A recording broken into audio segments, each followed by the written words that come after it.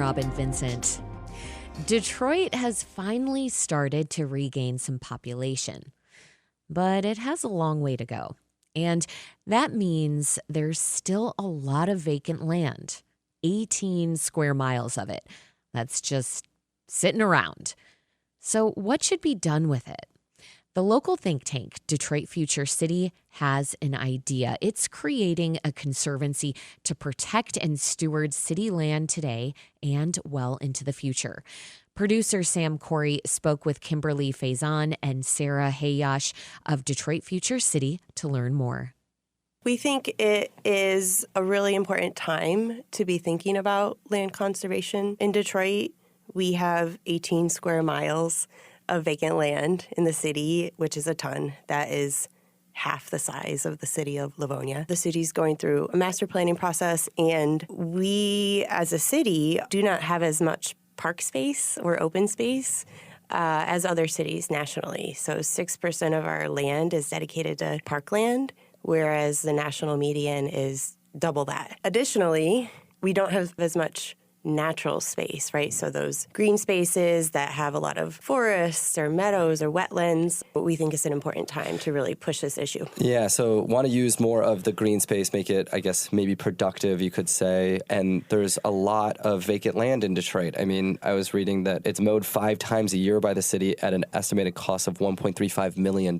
So a lot of money just going towards maintaining something, but not really using it to its fullest extent, is my understanding. I do want to understand exactly what is imagined right now in terms of what that green space could become. We really want to prioritize the development of natural areas, so protection of existing forest lands that we have that are on vacant land, as well as the creation of new forests, prairies, and meadows that are providing, more pollinator habitat, and wetlands, so places that can help manage stormwater and reduce flooding.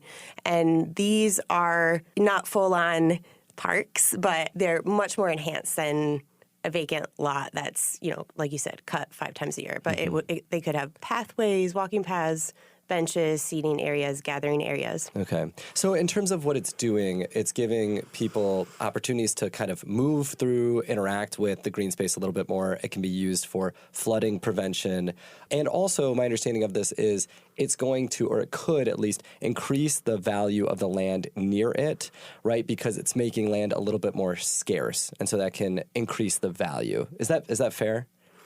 Yeah, there are studies that show increased property values adjacent to green space and parkland, so that is definitely a factor. We think that making investment in open space in some neighborhoods can drive additional improvements and investment and eventually development in neighborhoods. Starting in late summer of 2023, Detroit Future City started doing research and interviews of folks and toured land conservancies around the country to understand how a land conservancy can function in Detroit, what it can do for folks. How might people be included in the conservancy initiative who live in the city of Detroit and live near the areas where land may be conserved? The first thing is with the Detroit Green Space Conservancy, we are forming a new nonprofit organization that can hold the land and steward it into the long term. And so that will have a new board. So there's opportunity for Detroiters to be represented on that board. And additionally, we are developing processes by which we'll be taking sort of data and research as a starting point to think about where green space should be. But then we imagine that there will be some sort of call for interest or application process for community groups to raise their hands and say, okay, I understand what you guys are trying to do. And we as our community are interested in exploring whether this might be a positive partnership for us to work with Detroit Green Space to develop natural areas in our community. This is before the initiative has even left the ground. I mean, the Detroit Green Space has not been formed yet. The Land Conservancy has not been formed yet. I guess there's 2 questions. One is, when do you think this conservancy will be formed, and what is included in that? Yeah, we have the framework. We're developing bylaws and articles of incorporation and, sorting out what we would be looking for in terms of board members. So we would expect to incorporate officially early next year. What do you need in terms of votes, in terms of approval to get that done? Does the city have to approve this? Does the state have to approve this? You can just do it with votes through like the Detroit Future City Board. Like, how does this actually happen? Yeah, Detroit Future City Board has approved us to create this supporting nonprofit organization already. Okay. So we're moving towards that.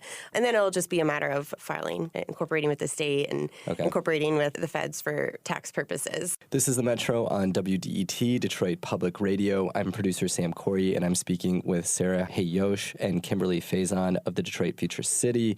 We're talking about the local nonprofit's new report and their attempts to create a land conservancy on Detroit's many miles of vacant land. Kimberly, I want to bring you into the conversation. There's the need for housing. There's a lot of folks who are trying to access land through the land bank, so people are sometimes frustrated by not being able to access property and vacant land.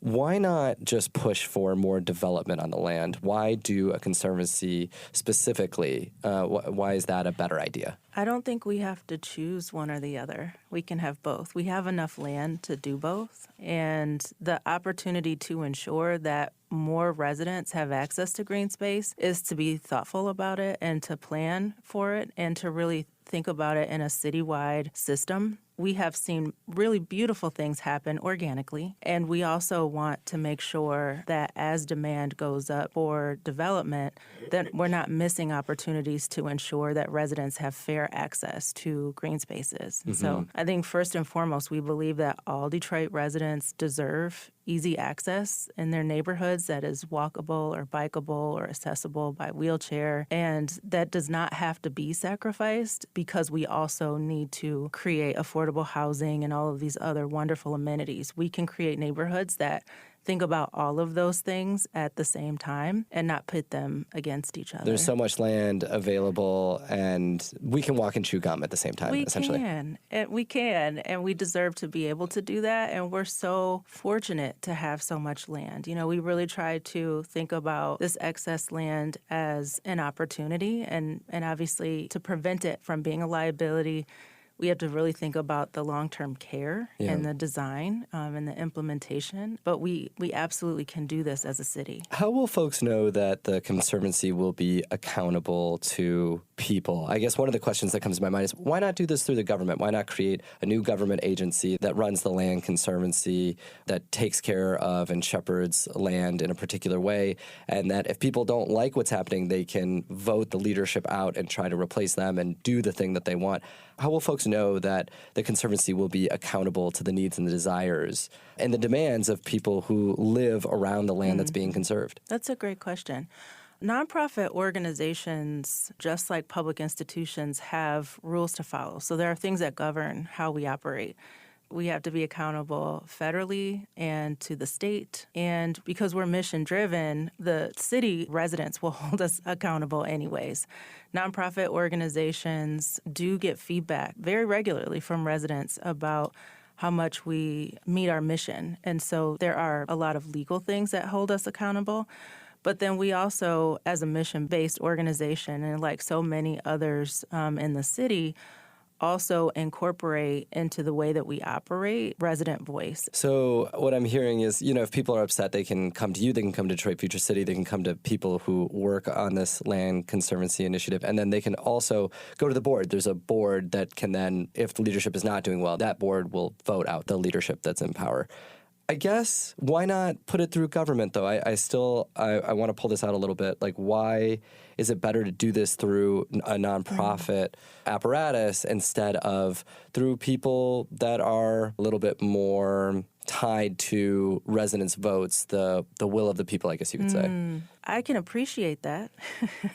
What I would also say is that nonprofit organizations have the ability to innovate in ways that public institutions don't always have. We have different tools in our toolbox organizationally, and I think we get to be a lot more nimble and creative than public institutions are afforded. And so while they can be accountable in certain ways, there are political changes that can affect how policies are developed, how procedures are undertaken. And it's wonderful that we have a civic engagement process that dictates those things. But we also get to hear and use information and resident voices in a lot faster process. Why? Why would it be faster? I think that's an interesting point. We create a process for hearing voices and then utilizing that information to inform how we make decisions.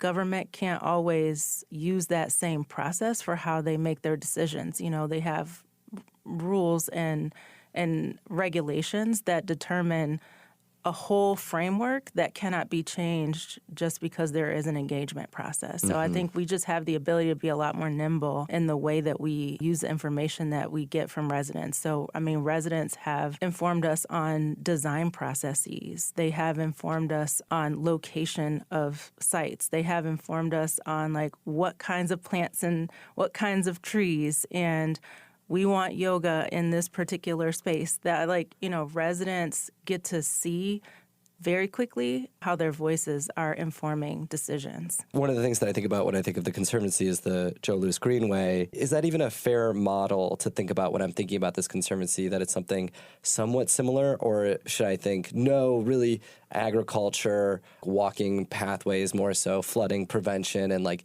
parks with more forestry?